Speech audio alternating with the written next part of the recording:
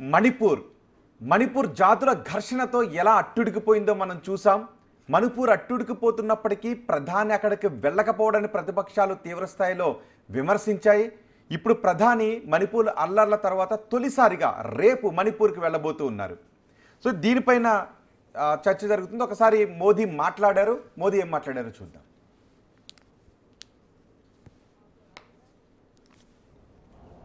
किसी भी सभ्य समाज के लिए ये शर्मसार करने वाली घटना है।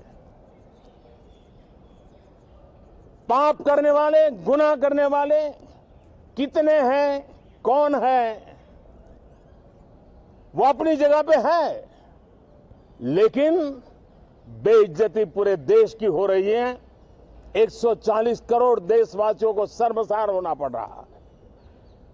मैं सभी मुख्यमंत्रियों से आग्रह करता हूं कि वे अपने राज्य में कानून व्यवस्थाओं को और मजबूत करें, खास करके हमारी माताओं बहनों की रक्षा के लिए कठोर से कठोर कदम उठाएं।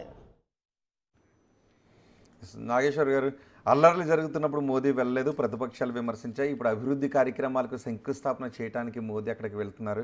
సో ప్రతిపక్షాల విమర్శలకు ఈ పర్యటనతో చెక్ పడే అవకాశం ఉంటుందా? మోడీ ఎలాంటి పొలిటీషియన్ అంటే శ్వాసలో కూడా రాజకీయం ఉంటుంది. That is how Modi is winnowing the elections. అంటే నిద్రలో కూడా రాజకీయం ఉంటుంది. ఇప్పుడు నిద్రలో కూడా తెలివితోనే ఉంటారు అని భీష్ముని గురించి మహాభారతంలో చెప్తారు. సో మీకు ఉత్తర గోగ్రహణంలో సమ్మోహనాస్త్రాన్ని అర్జునుడు ప్రయోగించాక కౌరవ వీరులందరూ పడిపోతారు. అప్పుడు ఉత్తరుడు తన చెల్లెలు ఉత్తర కోసం వారి నుంచి తీసుకురమ్మని అంటే అప్పుడు అర్జునుడు హెచ్చరిస్తాడు, జాగ్రత్త, మీరు ఎవరి దగ్గరికైనా వెళ్ళు, కానీ మా తాత భీష్మాచార్యుల దగ్గరికి వద్దు, ఆయన నిద్రలో కూడా మేల్కొని ఉంటాడు అని. సో మన నరేంద్ర మోడీ నిద్రలో కూడా రాజకీయమే ఆలోచిస్తాడు, ఏ సమయమైనా. ఇప్పుడు ఆపరేషన్ పహల్గామ్ దాడులు జరిగాయి, దేశమంతా ఖండించే ఘటన, రాజకీయాలకు అతీతమైన అంశం. అన్ని పార్టీలు కలిసి నరేంద్ర మోడీకి మీరు ఏ చర్యనా తీసుకొని మీ వెనకాల ఉంటామన్నారు. దేశం యావత్తూ ఐక్యంగా మన ప్రధానమంత్రి వెనకాల నడిచింది. ప్రధానమంత్రి ఎటు నడిచాడు? బీహార్ వెళ్ళాడు. అంటే దేశమంతా ఐక్యంగా కలిసి పోరాడుదామని ప్రతిపక్షాలన్నీ మోడీకి చెప్తే మోడీ మాత్రం అది మళ్ళీ రాజకీయ విభజనతోనే దాన్ని ఉపయోగించుకున్నాడు. ఎందుకు? బీహార్లో ఎన్నికలు ఉన్నాయి కనుక. అంటే పాకిస్తాన్కు బుద్ధి చెప్తామన్నది ఢిల్లీలో చెప్పలే, పోయి బీహార్లో చెప్పారు. అంటే ప్రజల్ని ఐక్యం చేసే సంఘటనను కూడా ప్రజలు విడిపోయేటువంటి వేదికను ఎంచుకున్నాడు. బీహార్కి వచ్చేవారు విడిపోతారు కదా. That is how Modi functions. Everything cold blooded politics అంటారు. సో ఏమన్నా కానీ నాకు రాజకీయం ముఖ్యం. అందుకే ఒక విన్నింగ్ మిషన్ లాగా పార్టీని మార్చగలిగారు. సో అక్కడ కూడా అంతే, జస్ట్ వాంట్ రాజకీయం. ఎందుకు? మణిపూర్లో మెయితీలు కుకీల మధ్య జాతుల ఘర్షణ, అందులో మతపరమైన కోణం కూడా ఉంది, అందరికీ తెలుసు. మెయితీలకు బీజేపీ అనుకూలము. సో కుకీల పైన మేతీలకు కుకీలకు మధ్య ఘర్షణలో ఇప్పుడు మోడీ బయటలో మనం చూసాం. మీరు శాంతి భద్రత నెలకొల్పడంలో ప్రభుత్వాలు కఠినంగా ఉండాలి, కఠినమే కాదు ఇంపార్షియల్ కూడా ఉండాలి. కానీ అక్కడ ఉన్న బీజేపీ ముఖ్యమంత్రి బీరేన్ సింగ్ బహిరంగంగానే మేతీ అనుకూలవాది. అందువల్ల ఆయన కళ్ళ ముందట ఆయన ప్రభుత్వ ప్రోత్సాహంతోనే లేదా ప్రభుత్వ ప్రేక్షక పాత్రతోనే అత్యాచారాలు జరిగాయి. చివరకు దాన్ని బీజేపీ ఎమ్మెల్యేలు కూడా వ్యతిరేకించారు, కుకీ ఎమ్మెల్యేలు కూడా, వేరే వాళ్ళు ఎవరో కాదు, బీజేపీ ఎమ్మెల్యేలు. ఈవెన్ ఒక దశకు వచ్చే వరకు మెయితీ ఎమ్మెల్యేలు కూడా వ్యతిరేకించారు. కానీ నరేంద్ర మోడీ అక్కడికి పోలే. ఇంతగా 200 మంది చనిపోయి అసలు మానవ జాతి తలవంచుకునేటువంటి అత్యాచారాలు జరిగితే నరేంద్ర మోడీ మాట్లాడటానికి కూడా నిరాకరించాడు. కనీసం ఖండించడానికి మాట్లాడచ్చు కదా, కాన్ఫిడెన్స్ ఇవ్వడానికి. పార్లమెంట్లో ప్రతిపక్షాలు రోజుల తరబడి స్తంభింపజేస్తే 1 గంట పైన ఉపన్యాసంలో ఒక 5 నిమిషాలు మణిపూర్ ప్రస్తావించాడు.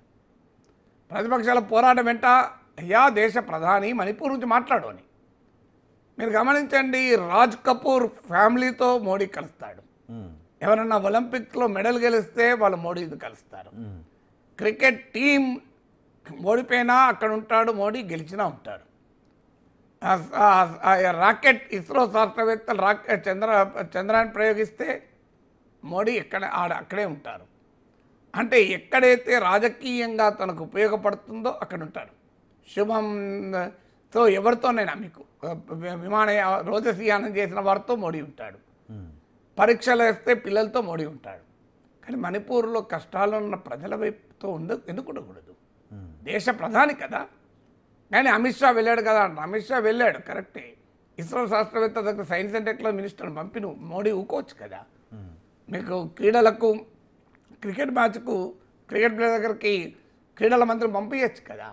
కానీ మీకు గమనించండి, అదే ఢిల్లీలో ఉమెన్ రెస్లర్స్ నెలల తరబడి మాకు అన్యాయం జరిగింది అని Brijbhushan Sharan Singh BJP MP wrestling federation of India chairman ఆయన తొలగించండి అంటే ఒక్క రోజైనా ఆ బిడ్డల్ని పిలిపించి దేశం గర్వించదగే ఒలింపియన్స్ కదా, ఏంటమ్మా మీ ప్రాబ్లము, ఏం జరిగింది అని మాట్లాడాడు. ఒక్కసారి అని మీరు గమనించండి, మాట్లాడలేదు.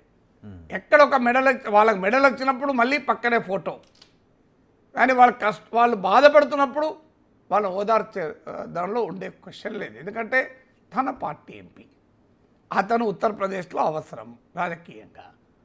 సో ఇక్కడ మణిపూర్లో కూడా తన ప్రభుత్వమే, తమ పార్టీ ప్రభుత్వం, అదే ప్రతిపక్ష ప్రభుత్వం అయితే ఇప్పటికి 4 సార్లు పోయేవారు. అది తమ ప్రభుత్వమే ప్రిసైడ్ చేసి ప్రిసైడ్ చేసిన వైలెన్స్ అది. అందుకే అక్కడికి మోడీ వెళ్ళటానికి నిరాకరించాడు. సో ఇప్పుడు 2 ఏళ్ళు అయిపోయింది. ఇటీవల కుకీస్తో కొంత ఏదో అగ్రిమెంట్ కూడా కుదిరింది. ఇప్పుడు ప్రైమ్ మినిస్టర్ వెళ్ళి శుభం కార్డు వేసేస్తారు.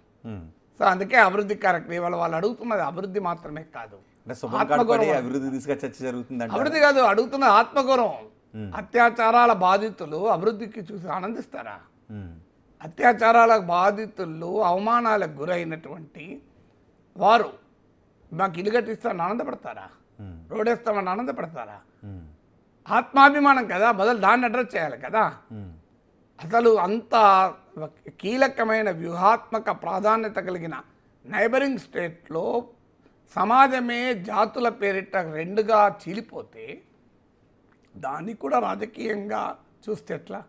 నేషన్ కదా ముఖ్యం, నేషన్ ఫస్ట్, పాలిటిక్స్ లాస్ట్ కదా. నేషన్ ఫస్ట్, పాలిటిక్స్ ఉంటాయి, ఎప్పటికీ ఉంటాయి. Politics should unite people, it should not divide people. Unfortunately మణిపూర్లో పాలిటిక్స్ డివైడ్ చేస్తే ప్రైమ్ మినిస్టర్ యునైట్ చేయకపోవడం వల్ల విమర్శలు వచ్చాయి. ఎక్కడికి వెళ్ళాడు? ప్రపంచమంతా వెళ్ళాడు కదా ప్రైమ్ మినిస్టర్ ఈ కాలంలో.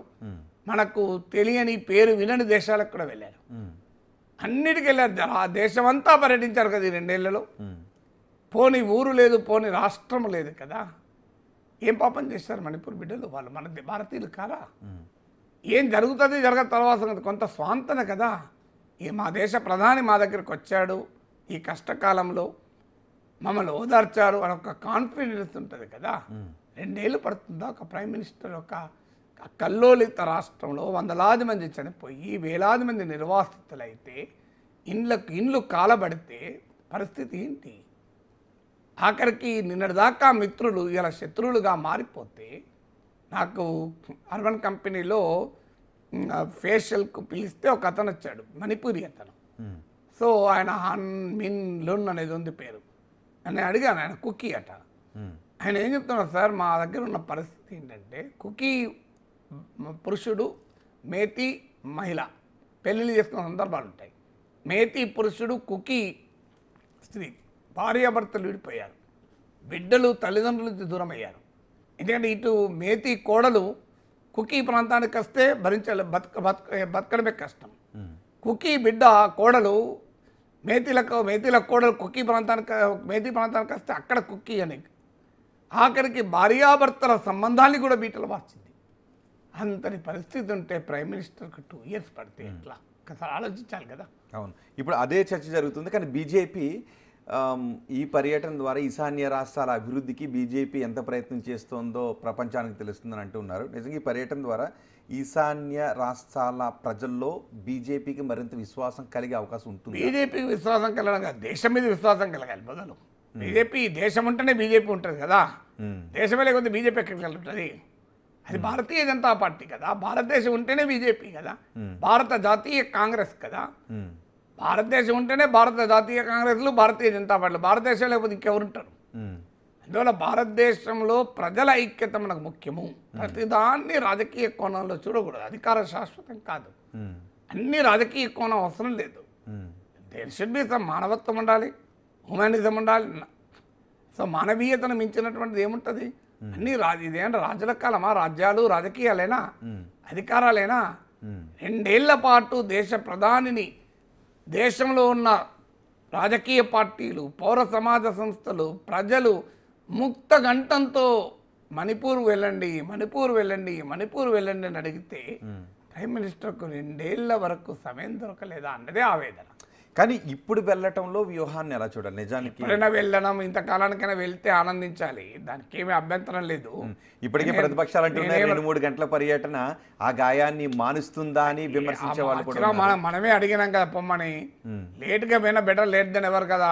రాహుల్ గాంధీకి ఓట్ చోరీ క్యాంపెయిన్ ఉంది, నాకు లేదు కదా, నేనెందుకు బాధపడతా? రాహుల్ గాంధీ ఇప్పుడు అది కాదు ఎజెండా, ఇప్పుడు ఓట్ చోరీ ఎజెండా అంటున్నాడు.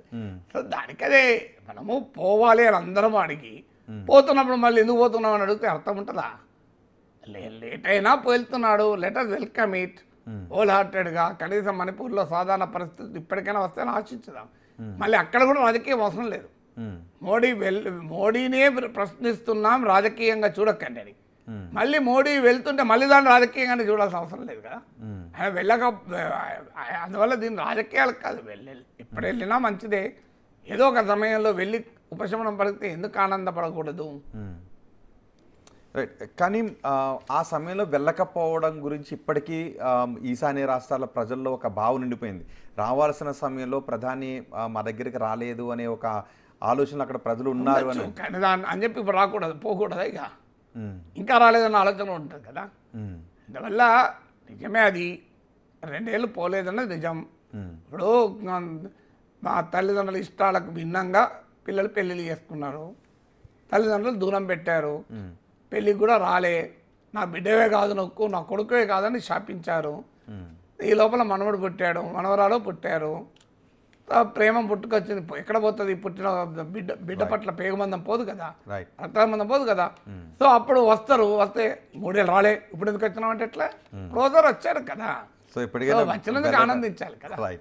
మొత్తానికి మోదీ పర్యటనతో అక్కడ శాంతి, అభివృద్ధి 2 ఒకేసారి కలిగే అవకాశం ఉంటుంది. మేము ఎప్పుడు ఈశాన్య రాష్ట్రాల్లో శాంతికే కృషి చేస్తాం, మణిపూర్లో మేము శాంతిని ఆకాంక్షించామని చెప్తున్నారు. మోదీ పర్యటన నేపథ్యంలో ఇటు రాజకీయ విమర్శలు కూడా వస్తున్నాయి. మరి చూద్దాం రేపు పర్యటన తర్వాత ప్రతిపక్షాలు రేపు అక్కడ మోదీ మాట్లాడిన తర్వాత ఏ విధంగా స్పందిస్తాయి.